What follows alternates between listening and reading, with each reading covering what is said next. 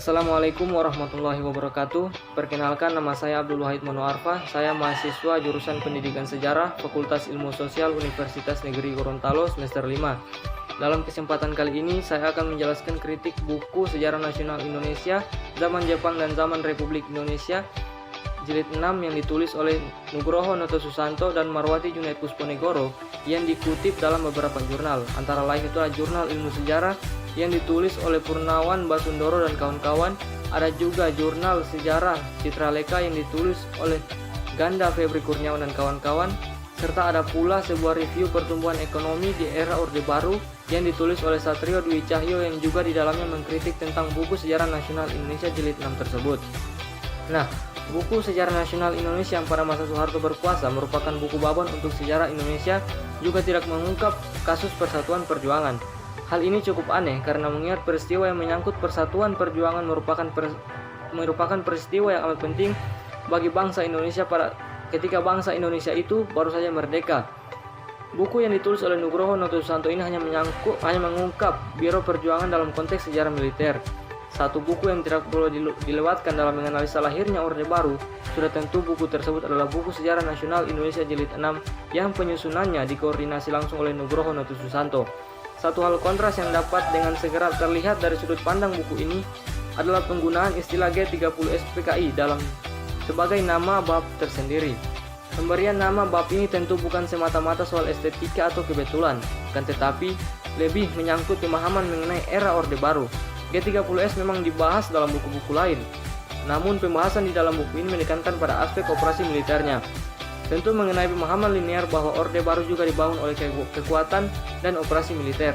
Lebih lagi, operasi militer dalam menghadapi apa yang diimajinasikan sebagai PKI diceritakan sangat heroik sehingga membangun kesan yang mendalam pada PKI sebagai lawan yang sesungguhnya. Meskipun begitu, narasi yang mencoba meyakinkan pembaca bahwa operasi militer ini adalah jalan terakhir dan mendesak yang ditempuh oleh para tentara yang masih dihadirkan.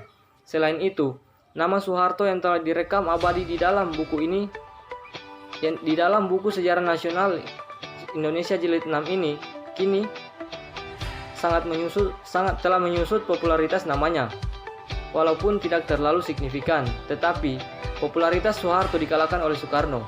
Salah satu faktor yang menyebabkan nama Soeharto menyusut adalah karena semua kebohongan Orde Baru tentang sejarah telah membuat masyarakat intelektual geram. Orde Baru merubah sejarah secara monoteistik seperti perilaku Raja Jawa di masa lalu. Sejarawan adalah pujangga yang hanya akan menuliskan kebaikan-kebaikan penguasa saja. Tanpa disadari, keadaan berubah dan pikiran yang telah dikendalikan selama 32 tahun ini berbalik menyerang penguasa Orde Baru yang sangat condong pada kepentingan Amerika dan Barat. Big Man dalam sejarah Indonesia telah menjadikan sejarah yang sukar dipahami secara akademis. Soekarno dan Soeharto merupakan big man dalam sejarah Indonesia. Meskipun sejarah telah melukiskan kisah keduanya dalam catatan hitam dan putih, tetapi kecintaan masyarakat untuk terus mengkultuskan mereka masih berlangsung hingga saat ini. Masalah-masalah tafsir historiografi yang didominasi big man mencirikan keadaan kebudayaan yang masih sangat feodal. Sejarah menjadi kering nilai dan estetika. Seharusnya historiografi dalam mengakomodasi segala kisah kepahlawanan dari segi ekonomi, sosial, politik, hukum, dan kebudayaan. Perspektif kepahlawanan yang hanya digambarkan dalam peranan politik semata-mata itu harus dirubah. Sejarah yang demikian hanya akan melahirkan big man dan membunuh kiprah tokoh lain yang juga memiliki peranan penting dalam melawan penjajahan Belanda di Indonesia. Terdapat sebuah pandangan yang menyatakan bahwa sejarah nasional Indonesia telah seharusnya meninggalkan tradisi penulisan sejarah yang didominasi oleh kisah big man dan mulai mengandalkan paradigma pencerahan dalam historiografi. Sejauh ini, isi dari keseluruhan historiografi Indonesia masih belum adil dalam memberikan ruang bagi kiprah pahlawan lokal dalam sejarah. Ketika tema-tema tentang tokoh lokal ditulis, perhatian publik tidak begitu besar sehingga tulisan itu hanya sekali berarti setelah itu ditinggalkan. Kisah-kisah heroisme dari big man memang lebih menyenangkan dibaca karena dalam narasinya kisah-kisah tersebut memberikan pengalaman yang tidak biasa dan kadangkala lebih menyerupai mitos daripada realita. Misalnya tentang Soekarno, presiden pertama Republik Indonesia itu selalu digambarkan sebagai ratu adil, titisan dewa di muka bumi, Mesias di abad modern, dan masih banyak lagi. Semua anggapan itu musnah setelah di akhir hayat Bung Karno tidak mampu mengendalikan keadaan dan ia pun jatuh. Seketika pandangan masyarakat berubah. Sebagai kontras yang jelas, buku Sejarah Nasional Indonesia Jilid 6 ini menganggap bahwa transisi ke Orde Baru diawali dengan operasi militer sehingga membangun pemahaman logis mengenai dibangunnya rezim militer oleh operasi militer. Orde Baru yang dahulu hanya dipahami sebagai orde yang diawali dengan super semar, saat ini bisa dipahami dengan lebih kompleks. Orde Baru bukan hanya sekedar suksesi pemimpin negara yang biasa. Lahirnya Orde Baru ini diawali dengan peristiwa politik luar biasa yang mempengaruhi haluan politik Indonesia hingga puluhan tahun ke depan.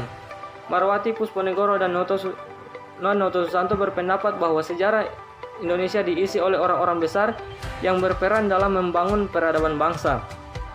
Hal ini sudah semestinya mendapat kritik untuk meluruskan paradigma dalam penulisan sejarah. Pernyataan dari kedua ilmuwan itu dalam buku besarnya tentang Sejarah Nasional Indonesia Jilid 6 sudah tidak relevan lagi dengan semangat zaman reformasi di Indonesia. Pada masa reformasi seperti saat ini, masyarakat telah bergerak ke arah yang lebih modern dengan mengedepankan pikiran-pikiran rasional dalam melihat perkembangan peradaban dunia. Nah, ketakutan akan disintegrasi bangsa hanya karena mempelajari sejarah lokal sudah tidak pantas lagi dipertahankan dalam alam pikiran sejarawan. Sejarah, sekecil apapun itu, sepahit apapun itu, perlu tetap ditulis dan direkam sebagai ingatan sosial yang tidak boleh dilupakan. Nah, sekian penjelasan tentang kritik buku Sejarah Nasional Indonesia Jilid 6 dari saya. Lebih dan kurangnya saya mohon maaf. Wallahul muwaffiq ila aqwamit thoriq. Wassalamualaikum warahmatullahi wabarakatuh.